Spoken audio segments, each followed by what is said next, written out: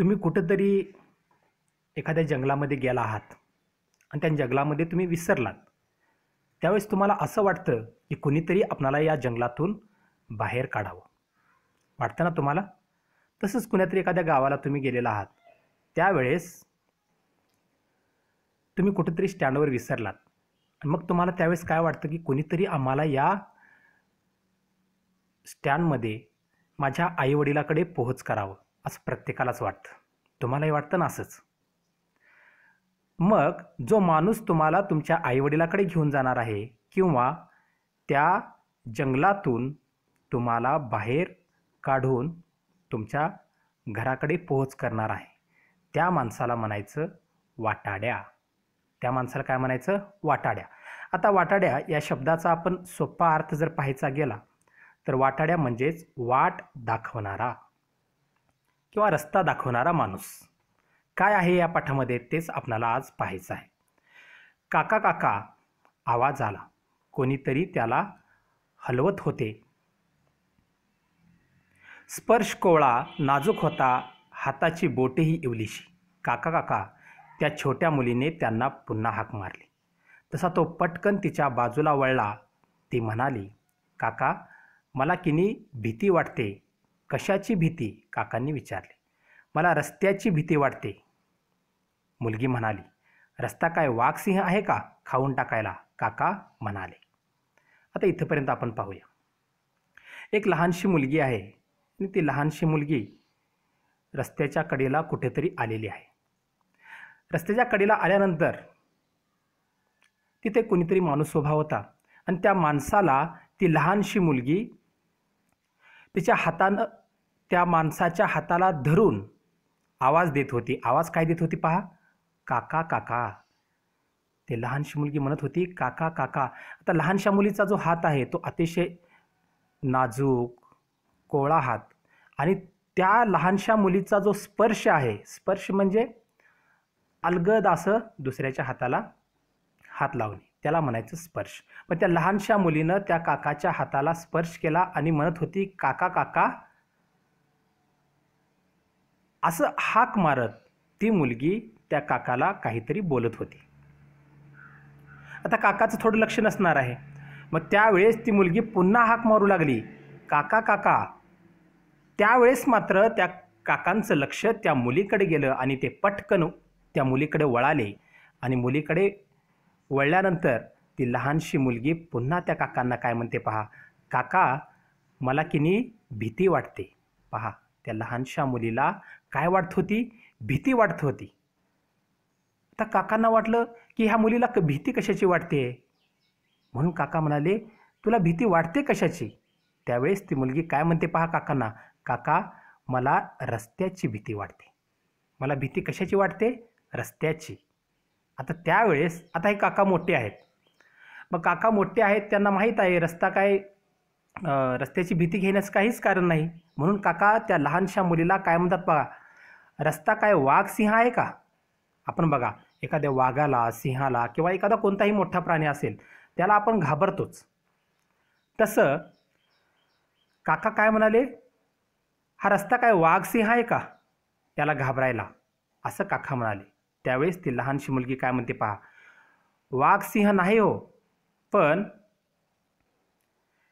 केवढी रहदारी असते रस्त्यावर, मोटारी, स्कूटर, तसेच शिट्टी वाजवणारा पोलीस. कोणी कुठूनही भरकन येतं. मगा तर मी त्या सायकलच्या चाकातच जात होते. बघा आता ही जी मुलगी आहे, ही मुलगी लहान आहे, हिला रस्त्यावर चालण्याचा अनुभव नाही आहे, म्हणून त्या मुलीला जरा भीती वाटत होती. मग ती त्या काकांना काय म्हणते, अहो काका हा रस्ता काय वाघ सिंह नाही हे मलाही माहीत आहे, पण रस्त्यावर केवढी रहदारी असते. आता रहदारी म्हणजेच पहा, रहदारी म्हणजेच रस्त्यावरची गर्दी. आता ही गर्दी फक्त वाहनाची असते का? नाही आहे. रस्त्यावर वाहनं असतात, माणसं असतात, अनेक लहान मोठे गाडी लावलेले जे गाडीवाले असतात किंवा इतर दुसऱ्या वस्तू घेऊन जाणारी माणसं असतात. यामुळं ती मुलगी म्हणते रस्त्यावर खूप रहदारी आहे. आता ही रहदारी पहा, मोटारी, स्कूटर, तसंच शिट्टी वाजवणारा जो पोलीस असतो. आता हा पोलीस त्याला ट्रॅफिक हवालदार असंही म्हणतात. मग तसाच शिट्टी वाजवणारा पोलीसही असतो. एवढंच नाही आहे तर त्या रस्त्यावर मोटार गाड्या चालवणारी माणसंही असतात. आता ही मुलगी म्हणते एवढी सगळी रहदारी आहे, मी एवढ्या रहदारीमध्ये पहिल्यांदाच आलेली आहे. त्यामुळंच त्या रस्त्यावर सायकल घेऊन जाणारा एक माणूस होता. तो माणूस अतिशय वेगानं जात होता आणि त्या माणसाच्या सायकलच्या चाकातच मी जात होते, असं ती मुलगी काकांना म्हणते. बघा, आता मुलीचं घाबरणं साहजिकच आहे ना. मुलगी घाबरणारच ना, कारण समजा त्या मुलीच्याकडे ती सायकल गेली होती आणि त्या सायकलच्या चाकामध्ये तिचा पाय जाणार होता, म्हणून मुलगी घाबरलेली आहे. त्यावेळेस हे जे काका आहेत, या काकांना ही मुलगी अशा पद्धतीचे तिच्या मनातील भीती सांगत होती.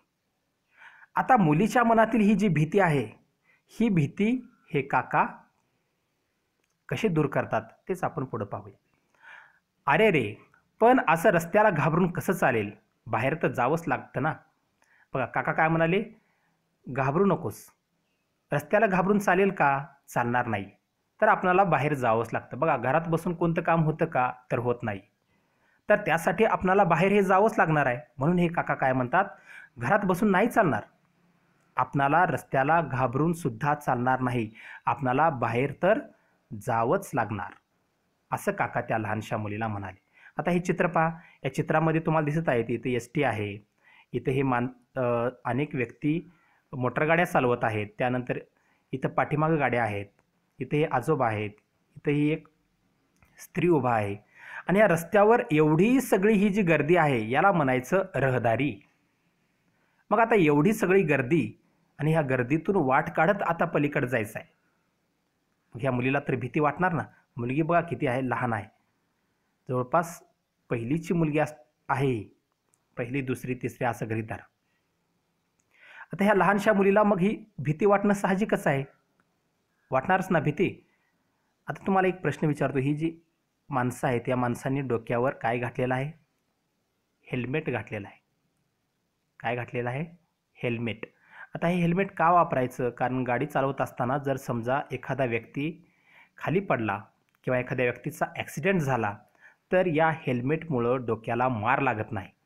म्हणून कधीही लक्षात ठेवा, गाडी चालवत असताना तुमच्या वडिलांना, काकांना हेल्मेट वापरायला सांगणं ही तुमची जबाबदारी आहे. आलं लक्षात? चला आता आपण पुढे पाहू. हो ना काका, बाहेर जाताना आई बाबा असतातच बहुतेक माझ्याबरोबर, तेव्हा मला नाही भीती वाटत रस्त्याची. आई किंवा बाबांचं बोट धरलं की भीती गायब होते. अगदी ऐटीत चालते मी त्यांच्याबरोबर, मुलगी म्हणाली. आता बघा, या मुलीनं त्या काकांच्या प्रश्नाला उत्तर कसं दिलेलं आहे पहा. मुलगी म्हणते, अहो काका, मला रस्त्याची भीती नाही वाटत हो, पण भीती केव्हा नाही वाटत, ज्यावेळेस माझ्यासोबत माझे आईबाबा असतात त्यावेळेस मला भीती नाही वाटत.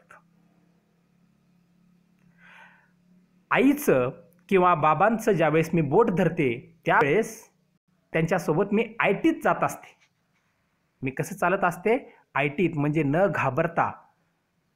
घाबरता मी आईसोबत आणि बाबासोबत या रस्त्यावरून जाते. परंतु आता काका मात्र मी एकटीच आहे हो.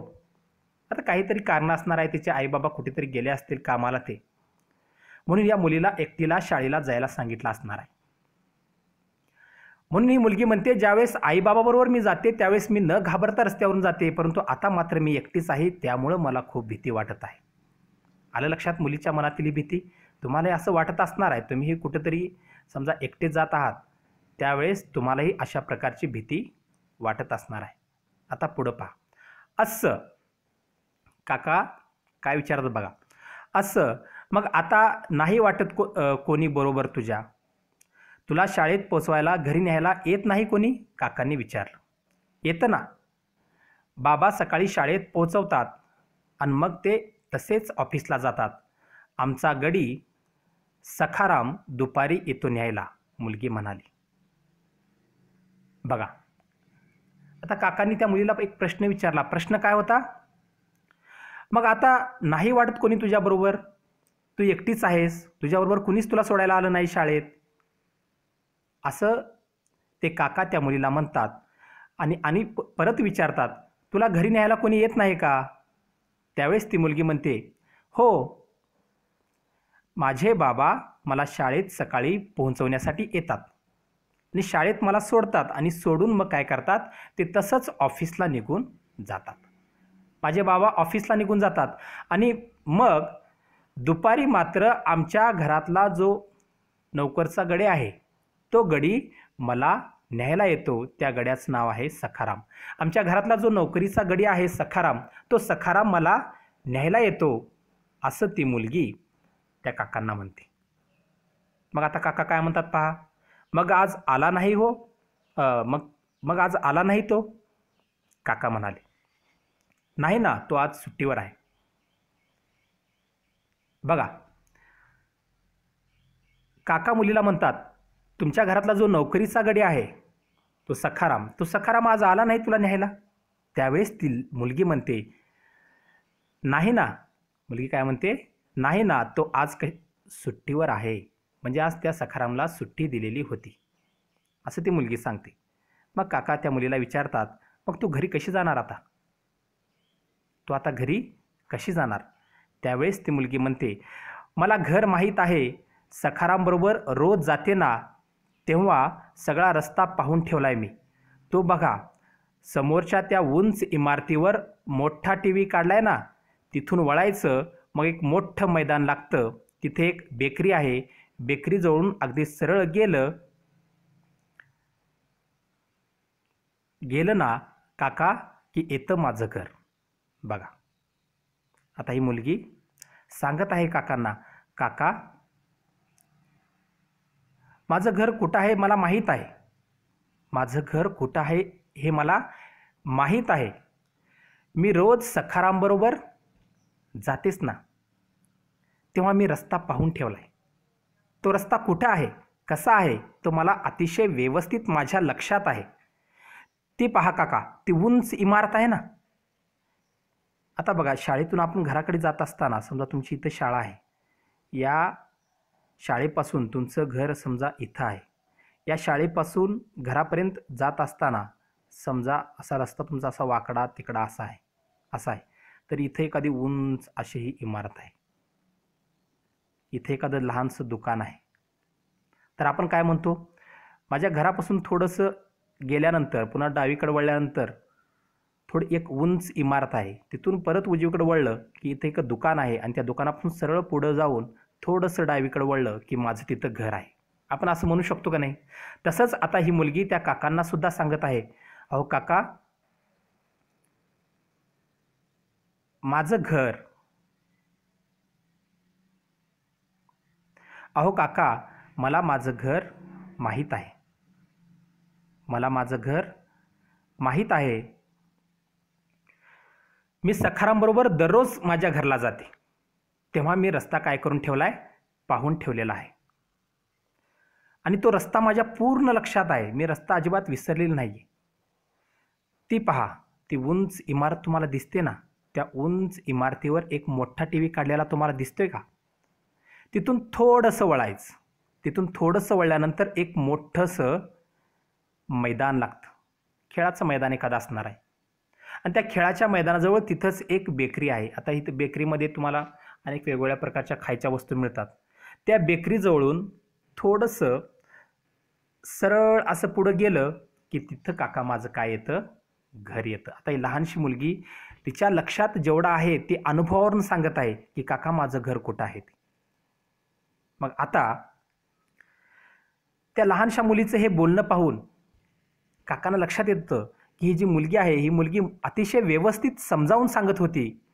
त्या झिटुकलीच्या बोलण्याची त्या काकांना गंमत वाटत होती. बघा, ती लहानशी मुलगी खूप धीरानं सांगत होती, अतिशय लक्षात यावं, काकांना लक्षात यावं असं समजावून सांगत होती. त्या मुलीचं ते बोलणं पाहून काकांना सुद्धा गंमत वाटत होती. काकांना सुद्धा वाटत होती की या लहानशा मुलीच्या किती लक्षात राहत आहे, या मुलीनं आपल्या घराचा रस्ता किती छान पद्धतीनं लक्षात ठेवलंय, हे काकांना लक्षात येत होतं. त्यावेळेस काकांनी मध्येच विचारलं, नाव काय बेटा तुझं? बघा, एखादी अनोळखी व्यक्ती असेल तर आपण सुद्धा त्यांना त्याचं नाव किंवा त्या मुलीचं नाव त्या व्यक्तीचं नाव आपण विचारतोच. तसं काका त्या मुलीला म्हणतात, काका, त्या मुलीला काय म्हणतात, बेटा तुझं नाव काय? त्यावेळेस ती मुलगी काय म्हणते पहा, माझं नाव आहे मृणालिनी, पण सगळे मला मिनू म्हणतात. काका तुम्ही पण मिनूच म्हणा. बघा लहानशी मुलगी किती छान पद्धतीनं काकाशी बोलत आहे. जे काका ओळखीचे नाहीत त्या काकाशी ही लहानशी मुलगी किती प्रेमानं बोलत आहे. काय मुलगी म्हणते, काका माझं नाव मृणालिनी आहे. बघा तिची लहानशी मुलगी आहे, तिचं नाव लक्षात ठेवा. तिचं नाव काय आहे? मृणालिनी. नौकराचं नाव लक्षात राहिलं ना तुम्हाला? सखाराम. मग ही मुलगी म्हणते, काका मला घरामध्ये माझं खरं नाव काय आहे? मृणालिनी, परंतु मला घरामध्ये सगळे काय म्हणतात? मिनूच म्हणतात. मला सगळे आवडीनं काय म्हणतात? मिनू म्हणतात. तुम्ही पण काका मला मिनूच म्हणा.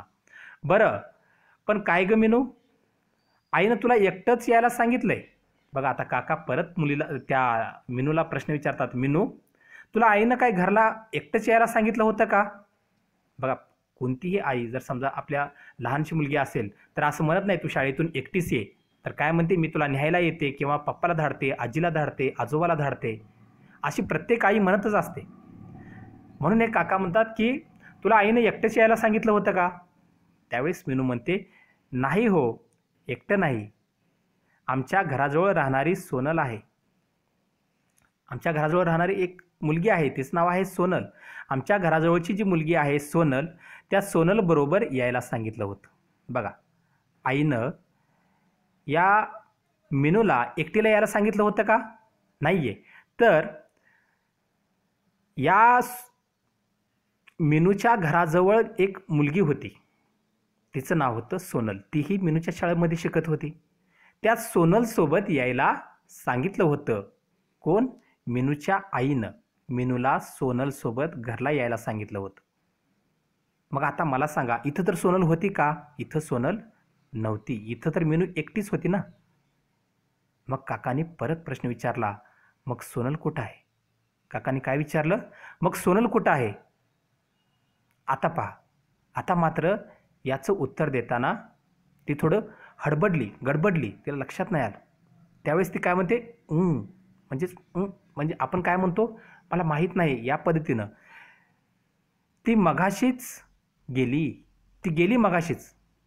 म्हणजेच ही जी सोनल आहे, ही सोनल अगोदरच घरला निघून गेली होती. भारी शिष्ट आहे ती मला चल म्हणत होती, पण मलाच राग आला. किती टिंगल केली तिनं माझी. मी म्हणलं मला नाही यायचं तुझ्याबरोबर, तू जा, मला माहीत आहे माझं घर. आता बघा शाळेमध्ये अनेक विद्यार्थी असतात. काही विद्यार्थी खोडकर असतात, काही मस्तीखोर असतात, काही भांडखोर असतात, काही मुलांना चिडवायची सवय असते. मग आता ही जी सोनल आहे, या सोनलनं या मिनूला काहीतरी म्हणले असणार आहे, की काहीतरी चिडवले असणार आहे. त्यावेळेस या मिनूला त्या सोनलचा खूप राग आला होता. मग राग आल्यानंतर तिने जी टिंगल केली होती, ती टिंगल केल्यानंतर या मिनूला खूप राग आला. राग आल्यानंतर ती काय म्हणाली, मला यायच नाही तुझ्याबरोबर सोनू, मला तुझ्याबरोबर यायच नाही, जा तुझी एकटी. माझं घर मला माहीत आहे, माझं घर मला काय आहे माहीत आहे, मी माझी एकटी येते, तुझी निघून जा. असं ती मिनू सोनलला म्हणाली होती. आलं ना लक्षामध्ये? आता ती सोनल काय मिनूसोबत नव्हती? कारण सोनलनं मिनूला चिडवलं होतं. म्हणून मिनू रागाने सोनलला म्हणाली होती, मी माझ्या घरला जाते, मला घर माहीत आहे, तुझी एकटी जाऊ शकतेस.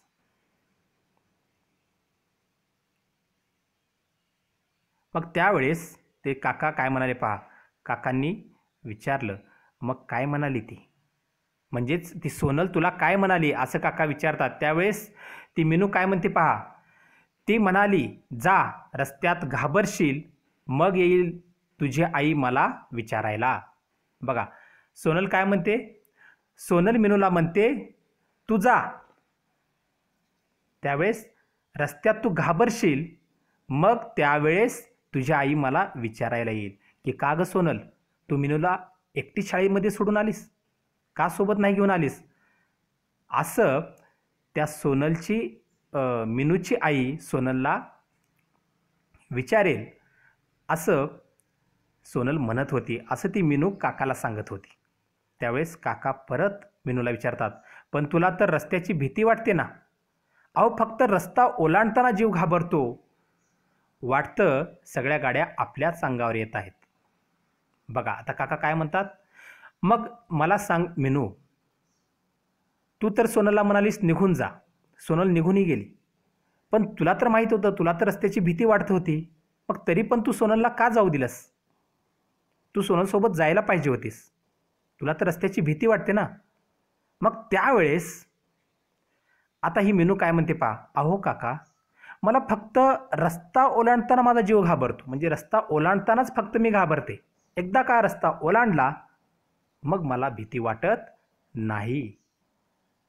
रस्ता ओलांडताना मला असं वाटतं की ज्या सगळ्या गाड्या आहेत त्या गाड्या माझ्या अंगावर येत आहेत असं मला वाटतं काका. मला रस्त्याची भीती वाटत नाही. तर मला फक्त आता बघा हा जो रस्ता आहे या मला रस्त्याची भीती वाटत नाही. समजा ही मिनू इथं उभी आहे. या मिनूला फक्त रस्ता ओलांडताना भीती वाटते, पुन्हा मात्र रस्त्याची भीती वाटत नाही. आलं ना लक्षामध्ये? आता हे वाक्य ऐकल्यानंतर ते काका काय करू लागले? हसू लागले. काका काय करू लागले? हसू लागले. काका हसले. मग त्यावेळेस ती मिनू काय म्हणते पहा, काका तुम्ही मदत कराल, बोट धराल माझं, फक्त पलीकडे जाण्यापुरतं, मग जाईन मी माझी, मला माहीत आहे पुढचा रस्ता. आता मिनूनं तिच्या मनातील ज्या भावना आहेत त्या भावना स्पष्टपणे काकाला सांगितल्या. ती म्हणाली, अहो काका, तुम्ही फक्त एकच मला मदत करा, मला फक्त एकच माझं काम करा की तुम्ही माझं फक्त बोट धरा आणि बोट धरून मला फक्त हा जो रस्ता आहे या रस्त्याच्या फक्त मला इकडं पलीकडं जाण्यासाठी फक्त मला मदत करा. मला फक्त रस्त्याच्या पलीकडे जाण्यासाठी मदत करा. यालाच म्हणायचं रस्ता ओलांडणे. काय म्हणायचं? रस्ता ओलांडणे. तर मला फक्त रस्ता ओलांडण्यापुरती मला मदत करा. पुन्हा मी माझी एकटी मी काय करीन, घरला निघून जाईन. मला पुढचा संपूर्ण रस्ता माहीत आहे. मला फक्त रस्ता ओलांडायला काका तुम्ही मदत करा. अशी त्या मिनूच्या मनातील भावना मिनूनं काकाला बोलून दाखवली. मिनू उत्साहाने बोलत होती. तिच्या आवाजात आर्जव होते. काकाची छाती मात्र धडधडू लागली होती. आता बघा इथं थोडंसं तुम्हाला असं वाटेल की हे असं कसं आहे, आता काका कसं काय भेट आहेत? बघा नीट समजून घ्या. मिनू मात्र काय करत होती? उत्साहानं बोलत होती. कारण का? मिनूला रस्ता ओलांडायचा होता आणि तिच्या आवाजामध्ये एक प्रकारे आर्जव होते. आता आर्जव म्हणजे काय? आर्जव म्हणजेच ती काकांना विनंती करत होती. काकांना विनंती करत होती, काका मला फक्त रस्त्याच्या पलीकडे सोडा काका, मग मी माझी मन निघून जाईन. परंतु आता मात्र काकाची भीती काकांना भीती वाटत होती आणि भीती वाटल्यामुळं काकांची छाती मात्र धडधडू लागली होती. म्हणजे आता इथं काका घाबरले होते. आता तुम्ही सांगा बरं, काका का घाबरले असतील? का काकांना सुद्धा रस्त्याची भीती वाटत होती? नाही ना, काकांना तर रस्त्याची भीती वाटत नव्हती. तरी पण काकाची छाती धडधडू लागली होती. असं का झालं असावं?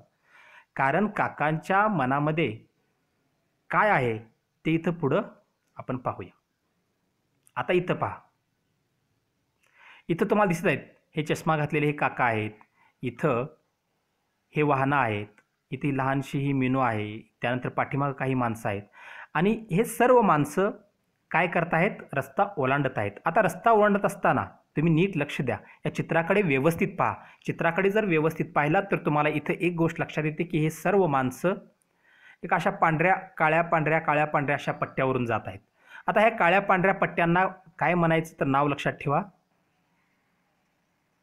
झेब्रा. तुम्ही झेब्रा बघितलाय? तर त्याला म्हणायचं झेब्रा क्रॉसिंग. काय म्हणायचं त्याला? Zebra crossing.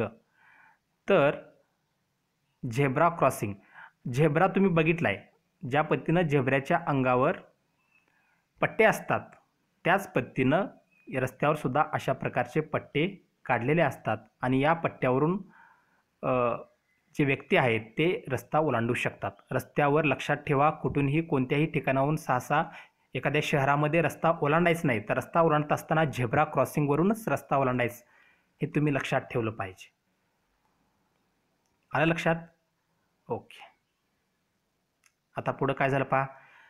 चला ना काका प्लीज, असं मीनू त्या काकांना म्हणते. मीनू खूप विनंती करून काकांना म्हणत होती, काका चला ना प्लीज, माझ्यासाठी तुम्ही चला. मीनूच्या आवाजातील आर्जीवपणामुळे काकांना गलबलून आले.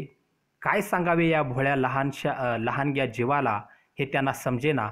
पण तोपर्यंत तिने काकाचा हात पकडला होता आणि ती त्यांना चालायचा आग्रह करत होती. तिच्या स्पर्शातला भोळा विश्वासच त्या काकांना नवे बळ देत होता. बघा, तुम्हाला मी मगाच सांगत होतो, ते जे काका आहेत ना, त्या काकांची छाती धडधडू लागली होती. परंतु आता काकाच्या लक्षात घ्या, मीनूच्या मनामध्ये काय होतं, काकांनी रस्ता ओलांडायला मदत करावी. परंतु आता काकाच्या मनामध्ये मात्र भीती वाटू लागली होती. भीती कशाची होती पहा, तेच आपल्याला पुढे शिकायचं आहे. ती जी लहानशी मुलगी मीनू होती, त्या मीनूच्या आर्जीवपणामुळे, म्हणजेच मीनूची जी विनंती होती, त्या विनंतीमुळे काकांना गलबलून आले होते. गलबलून आली म्हणजे त्यांचं अंतःकरण भरून आलं होतं. त्यांना वाटत होतं ही लहानशी मुलगी आहे, या लहानशा मुलीला, या लहानशा जीवाला काय समजावं, कसं सांगावं, हेच त्यांना समजत नव्हतं. तोपर्यंत ती जी मीनू होती, त्या मीनूनं काय केलं, त्या काकांचा हात पकडला आणि ती काकांना म्हणू लागली, काका काहीही करा, मला रस्ता ओलांडायला मदत करा.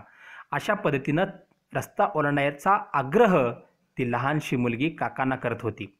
तिच्या स्पर्शातला भोळा विश्वासच काकांना नवे बळ देत होता. म्हणजे लक्षात घ्या, काकांची जी छाती, मगा तुम्हाला मी सांगितलं होतं की काकांना सुद्धा भीती वाटत होती, त्यांची सुद्धा छाती धडधडू लागली होती. परंतु या लहानशा मुलीच्या जो हाताचा स्पर्श होता आणि त्या लहानशा मुलीचा जो विश्वास होता की काका मला काहीही करतील आणि हा रस्ता ओलांडून दाखवतील, हा जो विश्वास होता, हा विश्वासच काकांना काय करत होता, एक प्रकारे बळ देत होता. आलं लक्षामध्ये? आता पुढं पहा. हे बघ, रस्ता क्रॉस करताना घाबरायचं मुळीच नाही, आधी झेब्रा क्रॉसिंग कुठं आहे ते बघायचं, काका म्हणाले. बघा, मी तुम्हाला मगाच सांगितलं होतं की झेब्रा क्रॉसिंग काय असतं, कसं असतं. तर काका सुद्धा मुलीला समजावून सांगत आहेत की हे बघ, रस्ता ओलांडताना अजिबात घाबरायचं नाही. तर सर्वात प्रथम काय बघायचं, झेब्रा क्रॉसिंग. झेब्रा क्रॉसिंग कुठं आहे ते बघायचं. आणि मग आता पुढं बघा, म्हणजे रस्त्यावरचे ते पांढरे पट्टेच ना, हो तेच, दाखव बरं कुठं आहेत. आता इथं मला फक्त एक सांगा, चला आपण, डोळ्यावरचा काळा चष्मा ठीक करत काका म्हणाले. लक्षात घ्या, त्या काकांच्या डोळ्यावर काळा चष्मा होता. काळा चष्मा त्या काकांनी का घातला असावा, कारण ते आपण पुढं पाहूया. पण या वाक्यावरून तुम्हाला एक गोष्ट लक्षात आली असेल, काका काय म्हणतात, मुलीला अगोदर विचारतात की रस्ता ओलांडताना घाबरायचं नाही, फक्त झेब्रा क्रॉसिंग कुठं आहे ते पाहायचं. आणि झेब्रा क्रॉसिंग कुठं आहे ते पाहिल्यानंतर मग त्या झेब्रा क्रॉसिंगवरून आपण रस्ता ओलांडायचा. मग आता झेब्रा क्रॉसिंग ह्या मुलीला माहीत आहे, झेब्रा क्रॉसिंग म्हणजेच असे काळे पांढरे असे हे रस्त्यावर, समजा हा रस्ता आहे, या रस्त्यावर असे काळे पांढरे पट्टे असतात. मग ते काका त्या मुलीला म्हणतात, ते मला कुठं आहेत दाखव, ते झेब्रा क्रॉसिंग कुठं आहे मला दाखव बरं, असं काका त्या मुलीला विचारतात. आता यावरून तुम्हाला एक गोष्ट लक्षात आली पाहिजे की ह्या काकांना झेब्रा क्रॉसिंग दिसत नव्हती, म्हणजेच हे काका आंधळे आहेत. आणि आंधळे असल्यामुळंच त्याने डोळ्यावर चष्मा घातलेला आहे, बरोबर की नाही. आता यावरून तुम्ही मग काकांची छाती का धडधड करत होती हे तुमच्या लक्षात येईल. काकांची छाती यामुळेच धडधड करत होती की जर समजा मी रस्ता ओलांडत असताना काही वाहनांनी जर मला धडक दिली तर माझ्यासोबत या मुलीलाही लागेल, म्हणून काकांची छाती धडधड करत होती. आलं ना लक्षामध्ये आता मगाचं उत्तर. चला, हे बघ, हे बघा इकडे आहे. मीनूने ओढतच काकांना झेब्रा क्रॉसिंग जवळ नेलं. मीनूनं काकांना कुठे नेलं, ओढतच त्या झेब्रा क्रॉसिंग जवळ नेलं. बघा, आता झेब्रा क्रॉसिंगवरून तर रस्ता ओलांडायचा म्हणजे अजिबात घाबरायची भीती नाही. शाबास, आता पलीकडे जाताना आणखी एक काळजी घ्यायची, काका सांगत होते. दोन्ही बाजूंनी येणारी वाहनं नीट पाहायची. आधी उजवी बाजू पाहायची. मोटार स्कूटर येत नसेल तर पुढे जायचं. बघा आता काका त्या मुलीला काय सांगत होते, फक्त झेब्रा क्रॉसिंगवरच चालणं महत्त्वाचं आहे का? तर नाही आहे. ज्यावेळेस झेब्रा क्रॉसिंगवरून आपण चालतो त्यावेळेस आपण दोन्ही बाजूला पाहायचं आहे. म्हणजे डावीकडेही पाहायचं आहे आणि उजवीकडेही पाहायचं आहे. आणि एखादी मोटर, एखादी स्कूटर किंवा एखादं वाहन काही येत आहे का नाही हे पाहायचं आहे. आणि मग समजा तुम्ही क्रॉसिंगवर गेल्यानंतर अर्ध्या रस्त्यामध्ये जाऊन परत काय करायचं, डाव्या बाजूला उजव्या बाजूला पाहायचं. किंवा सुरुवातीला जर समजा उजव्या बाजूला पाहिलात आणि अर्ध्यामध्ये गेलात आणि समजा हा रस्ता आहे, या रस्त्यामध्ये समजा तुम्ही इथून जात आहात, इथून जात असताना पाहायचं उजव्या बाजूला वाहनं आहेत का नाही, डाव्या बाजूला वाहनं आहेत का नाही. किंवा समजा उजव्या बाजूला वाहनं तुम्ही पाहिलात तर अर्ध्यामध्ये जाऊन परत डाव्या बाजूला वाहनं आहेत का नाहीत पाहायचं आणि मग पुन्हा रस्ता ओलांडायचा. असं काका त्या मुलीला, मीनूला समजावून सांगत होते. त्यांच्याकडं नीट लक्ष देऊन आपलं पाऊल उचलायचं आहे. समजलं ना मीनू?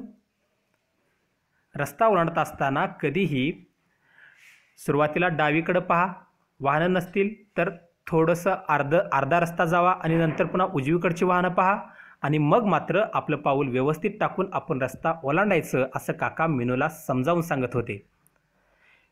हो म्हणून मीनूने खुशीत मान डोलावली. आणखी एक करायचं. आता पहा, मीनूला लक्षात आलं रस्ता कसा ओलांडायचा ते. आता काकांनी परत मीनूला काय सांगितलं की आणखी एक करायचं. काय करायचं ते आपण पुढं पाहूया. काय, असं मीनूनं काकांना प्रश्न विचारला. त्यावेळेस काका म्हणाले, रस्त्यातून कधीही धावत सुटायचं नाही. समजलं मला, चला ना आता. बघा मीनूला घरला जायची खूप ओढ आहे, त्यामुळं ती काय म्हणते, समजलं मला, चला ना आता. म्हणजेच मीनूला माहीत आहे की रस्त्यावरून पळत कधी जायचं नाही. बघा रस्त्यावरून हे सुद्धा खूप महत्त्वाचं आहे. रस्त्यावरून जात असताना शहरामध्ये कधी पळत जायचं नाही. पळत गेल्यानंतर अतिशय समस्या येऊ शकते. म्हणजे एखादं वाहन फास्ट तुमच्या अंगावर येऊ शकतं. म्हणून कधी रस्ता ओलांडत असताना पळत जायचं नाही. एकदम नाही. आधी नीट बघ उजव्या हाताला. बघा आता तुम्हाला मी मगाच सांगितलं होतं की रस्ता ओलांडत असताना अगोदर एका बाजूला बघा, डाव्या बाजूला बघा किंवा उजव्या बाजूला बघा. त्यावेळेस काका म्हणतात की आधी नीट बघ, उजव्या बाजूला नीट बघ. मला सांग एखादी गाडी येते का? आता काकांना तर दिसत नव्हतं, म्हणून काका म्हणतात की उजव्या बाजूला बघ, गाडी दिसते का?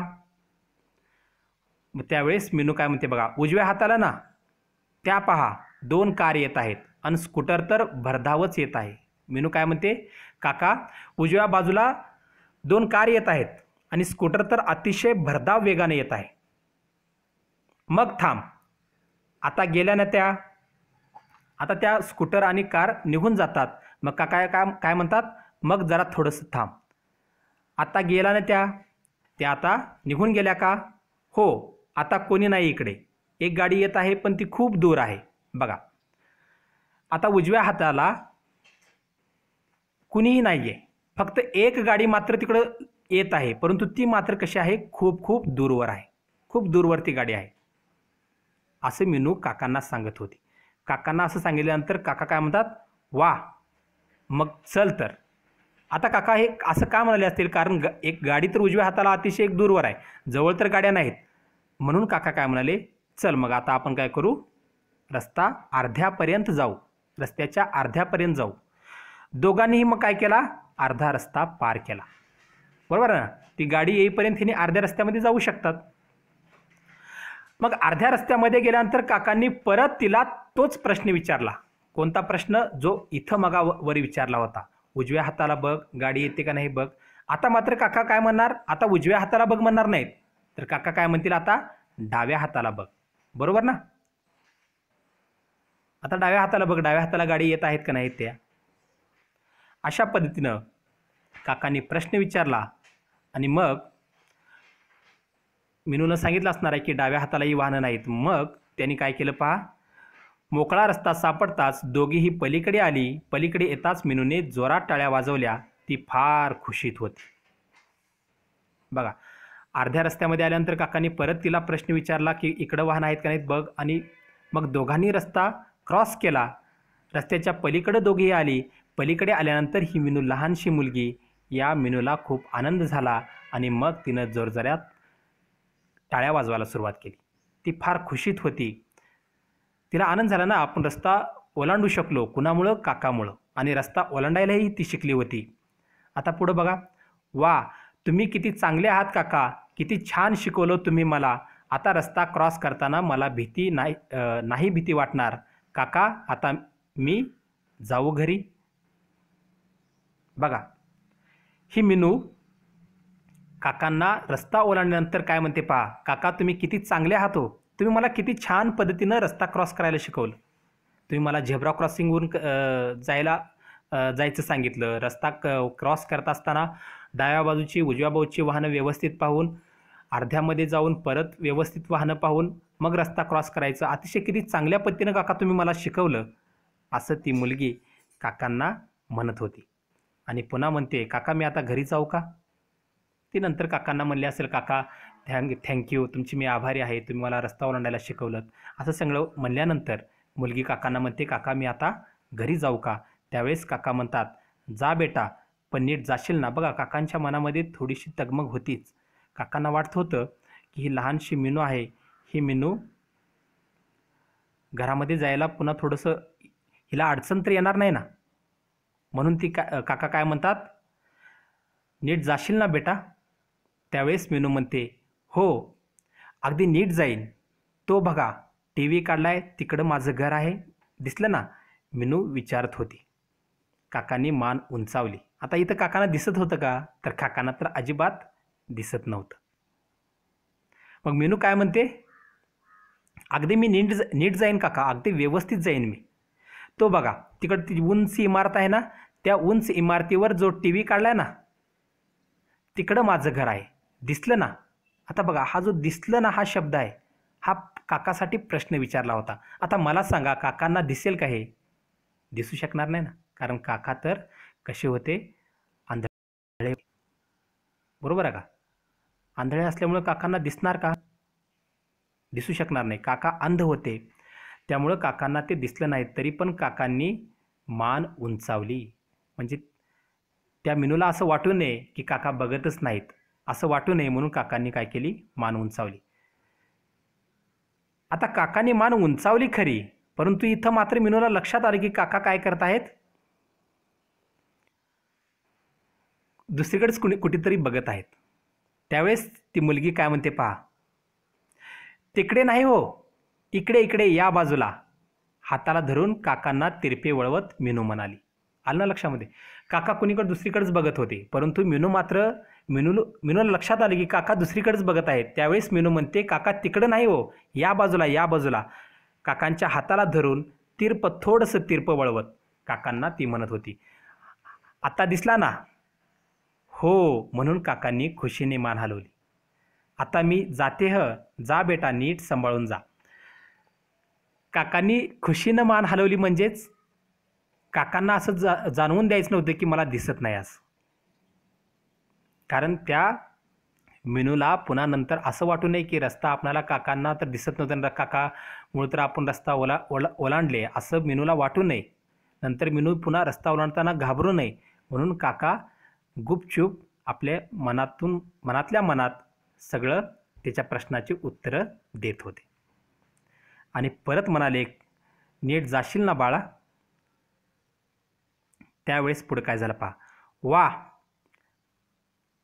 नीट जायला तर तुम्हीच शिकवलं मला काका. मी सांगते आईला. अच्छा ठीक आहे. त्यावेळेस ती मिनू म्हणते, काका मला तर रस्ता ओलांडायला तुम्हीच शिकवलं, नीट जायला तुम्हीच शिकवलं काका. मी आईला सुद्धा सांगणार आहे की मला काकांनी रस्ता ओलांडायला शिकवलं, असं ती मिनू म्हणत होती. बाय मिनू. काकांनी हात उंचावून हलवला. कितीतरी वेळ ते हात हलवतच होते. बघा, त्या काकांनी मिनूला काय केलं, टाटा बाय बाय असं केलेलं आहे. आणि त्या मिनूला म्हणाले, टाटा करत ते उंचावून हात हलवत होते. ते खूप वेळ हात हलवतच होते. कोणाचा तरी धक्का त्यांना लागला. काका भानावर आले. डोळ्यावरचा काळा चष्मा काढला. खिशातल्या रुमालाने एकदा त्यांनी आपली डोळे टिपले. मग समोरून येणाऱ्या माणसाची चाहूल लागली. ते आर्जवाने म्हणाले, मला दिसत नाही, पलीकडे पोहोचवता का? आता इथं पहा, इथं काकांच्या मनामध्ये सुद्धा प्रश्न आहे. मेन गोष्ट तर काकांना दिसतच नव्हतं, बरोबर की नाही? काकांना दिसत नव्हतं, तरी पण काकांनी धाडसाने मीनूला रस्ता क्रॉस करायला शिकवलं होतं. पण आता काकांना सुद्धा गहिवरून आलं होतं की या मुलीमुळं आपण सुद्धा रस्ता क्रॉस केलेला आहे. त्यांचे डोळे भरून आले होते. मग त्यांनी काय केलं, काही थोड्या वेळानंतर त्यांना कोणाचा तरी धक्का लागला. धक्का लागल्यानंतर काका भानावर आले. त्यांनी आपल्या डोळ्यावरचा जो काळा चष्मा आहे तो काळा चष्मा काढून टाकला होता आणि आपल्या खिशातला जो हातरुमाल आहे तो रुमाल हातामध्ये घेतला आणि त्यांनी आपल्या डोळ्यांना पुसलं. कारण त्यांचे डोळे गहिवरून आले होते, म्हणजेच त्यांना रडू येत होतं. एवढं सगळं झाल्यानंतर त्यांना असा अंदाज आला की समोरून आता कुणीतरी माणसं येत आहेत. त्या माणसांची चाहूल त्या काकांना लागली होती. ज्यावेळेस समोरून कुणीतरी माणसं येत आहेत हे काकांनी पाहिलं, त्यावेळेस आता काका त्या माणसांना आर्जवाने म्हणत होते, म्हणजे त्यांना विनंती करत होते, कुणीतरी मला रस्ता ओलांडून पलीकडे पोहोचवता का? जशी त्या लहानशा मुलीची अडचण झाली होती, जशी त्या मीनूची अडचण झाली होती, तशीच आता काकांचीही अडचण झाली आहे की काकांना सुद्धा आता अंध असल्यामुळे रस्ता ओलांडता येत नव्हता. जशी मीनूची अडचण तशीच काकांची अडचण झाली होती. परंतु या लहानशा मुलीच्या ह्या धाडसामुळे काका रस्ता ओलांडले होते. समोरच्या माणसानं काकांचा हात पकडला आणि त्याच्या मागोमाग काका निमूटपणे चालायला लागले. म्हणजेच काकांनी त्या माणसाचा हात पकडला, ज्या माणसाला त्यांनी विनंती केली होती त्या माणसाचा हात पकडला आणि त्या माणसाचा हात पकडून काकांनी सुद्धा रस्ता ओलांडला होता आणि काका त्या माणसाच्या पाठीमागं निमूटपणे चालत होते. अतिशय छानसा हा धडा शैलजा काळे यांनी लिहिलेला आहे. तो आज आपण शिकलेला आहे. सर्वांनी हा धडा व्यवस्थित पाहिल्यानंतर यावरचा स्वाध्याय सोडवायचा आहे. धन्यवाद.